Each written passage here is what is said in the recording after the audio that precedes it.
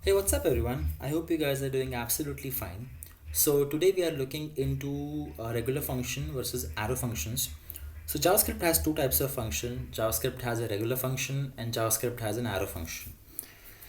The difference between them is a syntax difference. It's not only about syntax difference, there are too many other differences. But syntactically, if we see, a regular function is defined like this. You use the keyword function, the name of the function, the arguments which a function is going to take, and with the curly braces, within the curly braces is the body of the function. Whereas an arrow function always uses an arrow. An arrow in JavaScript simply says that okay, the following block of code will be the arrow function. Here you take the arguments, you specify an arrow and specify curly braces. Within curly braces you actually write the body of the function.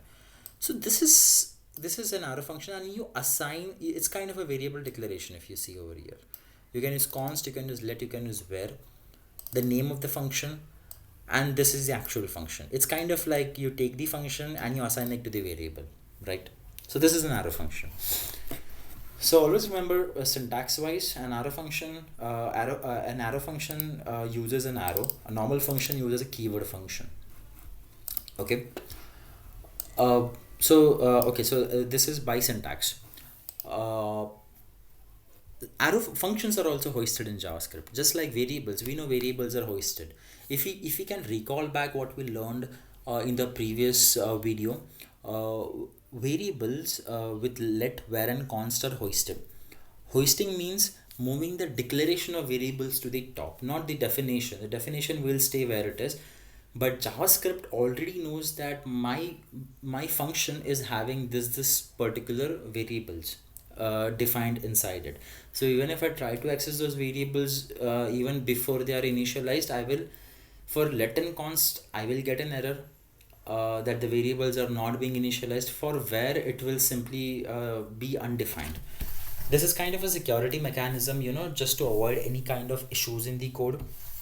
You can access the variables before initialization, but it will throw an error, and the error is meaningful that the variables have not been initialized. That is, JavaScript already knows that the variables are there, but it is not that the variables are not initialized. Simple as that. But if you see this syntax, this is a function, an assigning function to a variable. You are assigning a function to a variable. So does that mean that these variables are also hoisted? Let us see. If I try to access test over here, and if I run this file, then it simply will give me an error, same error as we got with variables, as we got in the previous video when we tried accessing the variable with const or let before its initialization. It gave us the same error, cannot access test before initialization, because JavaScript already knows that there is a variable in my code with a name test, but it is not initialized as of now. The value is uninitialized. By the way, this particular in this particular scenario, this is called so we say that the variable is there when the compiler is over here. JavaScript knows that there is a variable test, but that variable is in a temporal dead zone. By temporal dead zone, we mean that the value for that variable is uninitialized. Normally, you can't do this manually by yourself, but compiler does this. It just moves the declaration to the top and marks it as marks it as not uninitialized, and that means it basically keeps those variables in a temporal dead zone. It knows that the variables are there. JavaScript compiler knows that the variables are there, but they are in temporal dead zone. That means not initialized. That's fine. You don't have to go deep into it. This is basically called as hoisting. But you can use let over here. If you use let, again you will get the same error. But what happens if we're using where? Because we know that variables declared with where are not uninitialized. They are initialized, but with a value undefined. The variable can have any value further in the code, but the variable is undefined. It's not in temporal dead zone. You can access the value of this variable test, but it is undefined. The value is undefined. But in this case, when we know that the test is, when test is a function And if we are trying to access test like this, assuming that it's a function, what do you think? What error we will get? But for sure we know that test is undefined. Let's try to run this. Test is not a function, which is obviously true because test is initialized but it is undefined. Test is undefined. So if you print test over here, it will give you undefined, but undefined is not a function, right? So that's why this basically it throws an error. If we just had done console.log test, it would have given an undefined value over here. So that means functions are also hoisted, correct? If we are using arrow functions are also hoisted, but the only difference is if you try to access arrow functions before their initialization, and if the arrow functions are initialized with let and const, you basically are gonna get the same error as the variable is not initialized. And with where it will be behaving in the same manner. It will, the value of where the value of test will be undefined, you know. So this is the case with the arrow function, but if it is happening with arrow function, something will be happening with normal functions also, right? So if I'm declaring a function test, or if I'm declaring and defining a function over here, this is a normal regular function with the name test, arguments, and the function body. And this function is doing nothing. This function is just doing console.log. And what will happen if I try to use test over here? If I try to access test over here, will test be undefined, or will test be uninitialized or initialized? Will test be in a temporal dead zone, or will test be uninitialized, that means in temporal dead zone, or will the value of test be undefined, or can you access test before even initialization? So let's run this code. Okay, it printed hello. What does that mean? That means that normal regular functions are hoisted. Arrow functions are kind of hoisted, but you can't access its value. You can safely say that arrow functions are kind of not hoisted itself, but regular functions are hoisted. That means you can access the value of a regular function even before its initialization. Contrary, in terms of variables, the variables where was hoisted. I mean, you were able to access the value of where before initialization, but the value was undefined, but it had some value. In case of arrow function, it does not have any value. It will directly throw an error. If you're using where with an arrow function, it will also throw an error saying that it is not a function because the value of where is undefined before initialization. But a regular function is properly hoisted. So that means that JavaScript moves the declaration, also the definition, to the top. So when this particular piece of code is getting executed in the call stack, an execution context is basically created for the entire block. Now this is the main module, right? So an execution context is created for the main module. So in that execution context, JavaScript basically will scan for all the functions. It will see which are there regular functions in the code, and JavaScript finds that okay, there is a regular function. This is a regular function. So what JavaScript is going to do is it is going to take the declaration and definition of this regular function, and it is going to move the declaration and definition to the top even before. So it is going to just copy this and paste it before test, even before any calling of the variable, in any calling of function, it is going to move the definition. So when I'm doing test over here, JavaScript already knows that there is a function named test, and the definition of the function is at the top. So JavaScript already has an idea about what this test function is going to do. JavaScript already knows that test is a function and what it is basically going to do. That is what JavaScript already knows. So this is about the hoisting of function. So here we saw that functions, there are two types of functions: regular functions and arrow functions. And there is a syntax difference between regular function and arrow function, plus there is a main difference of hoisting. Okay, Let's move ahead. What are the other differences between regular function and arrow function? So the other difference is that apart from syntax and apart from hoisting, the other difference is that the use of this keyword. So this keyword, in short, we will talk more about this keyword, what this keyword does. But I just want to give you an idea that this keyword is basically used for accessing the reference.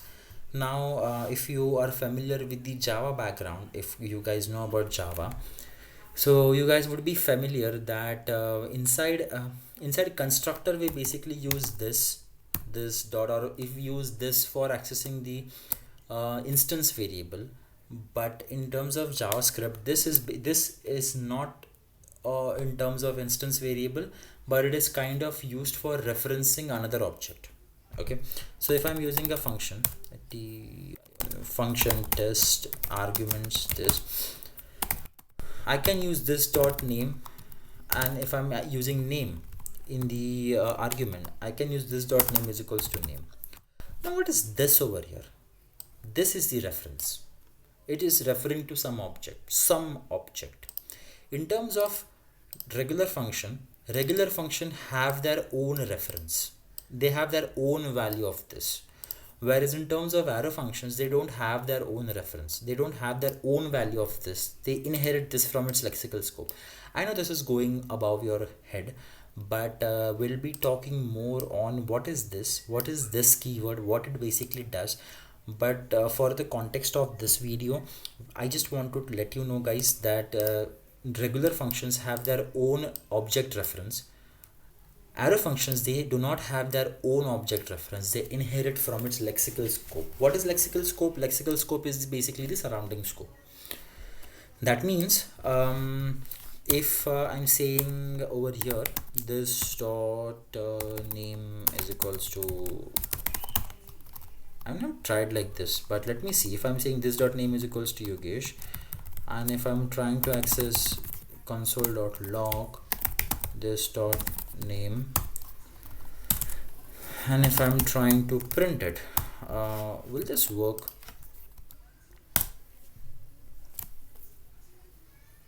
You see, it works. So basically this in JavaScript, this purely refers to a reference, or it purely refers to an object, some object. In terms of Node.js, like if I'm talking in Node.js, because in the Node.js environment, there is no window object in Node.js. You guys know, right? There is no Node.js is server-side rendering of JavaScript. Okay, so obviously JavaScript is rendering on the server side. That means there will be no window object. Window object is there when the JavaScript code is getting executed on the browser, because browser, that's the browser is the, in the browser environment we have a window object.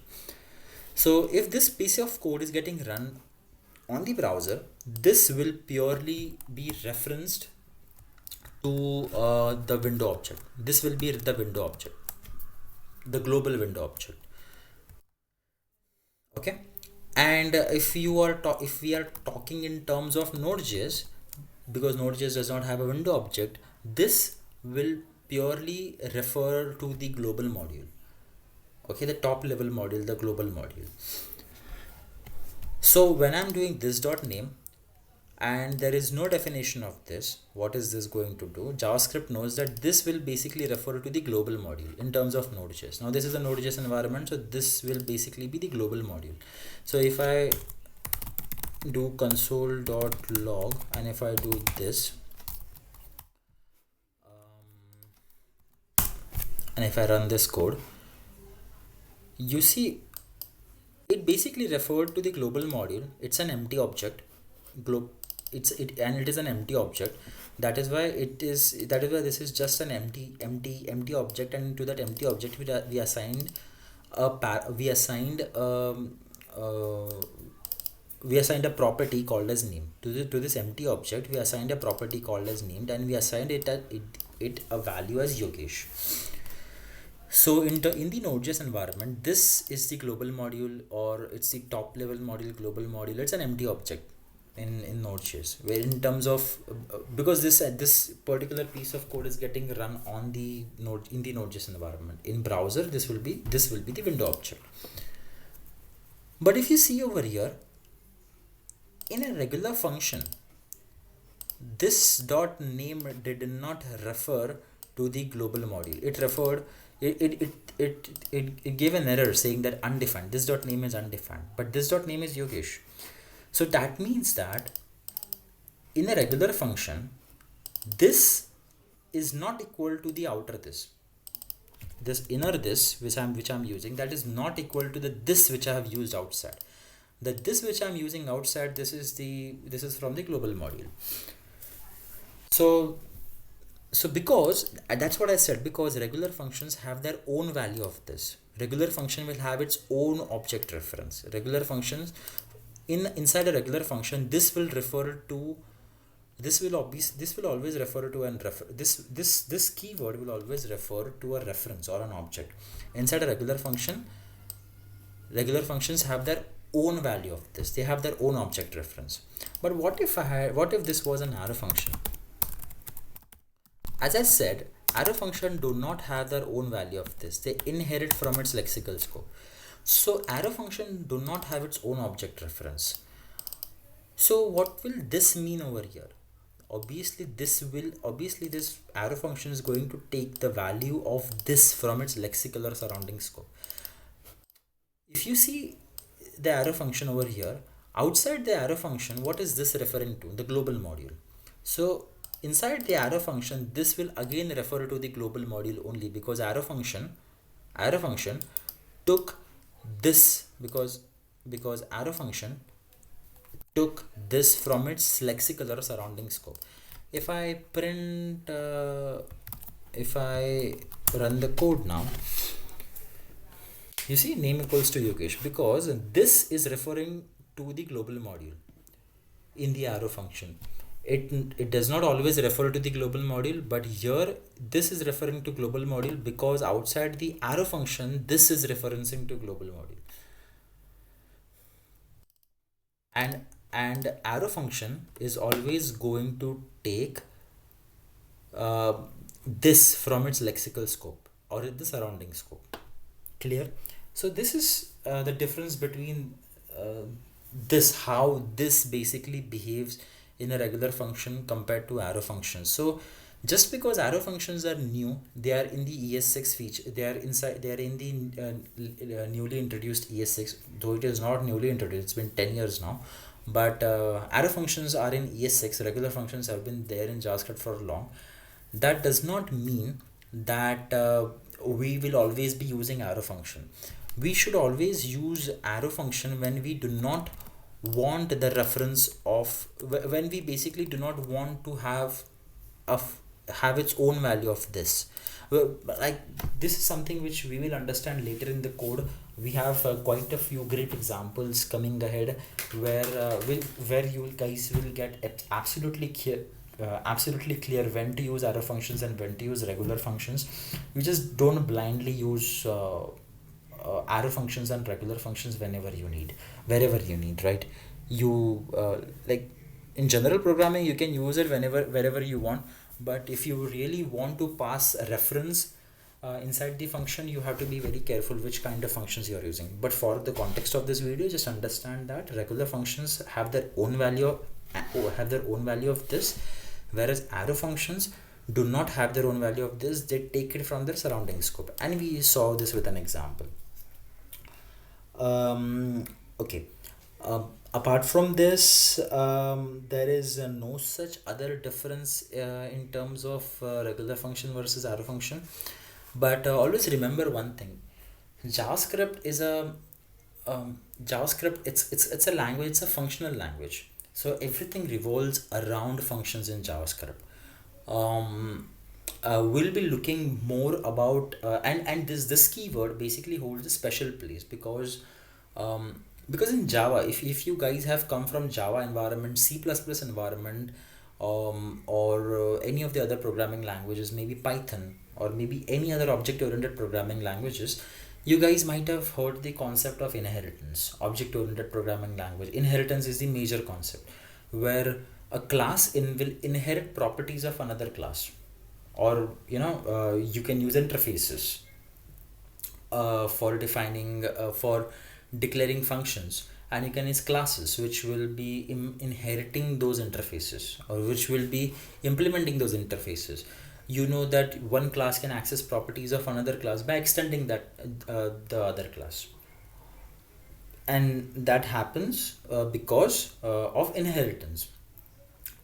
But if you see the syntax of JavaScript, in JavaScript we don't it seems as if we do not have inheritance in JavaScript, but that's not true. JavaScript also has inheritance. JavaScript works around functions and not classes. JavaScript purely works around functions, but that's the reason why JavaScript is a functional programming language. Everything revolves around functions. JavaScript also has inheritance. We have prototypes in JavaScript. Um, so we will be looking more into this inheritance part, prototypes, and all the other stuffs in the in the next upcoming videos. But for now, always remember this three differences between regular function and arrow function. First is the syntax difference. Second is about hoisting, and the third utmost important is the use of this keyword inside regular function and arrow function. Okay, so that's it for this video. I hope you guys liked this video.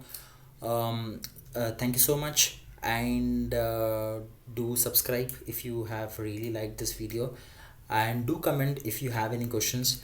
We'll meet in the next video. Thank you.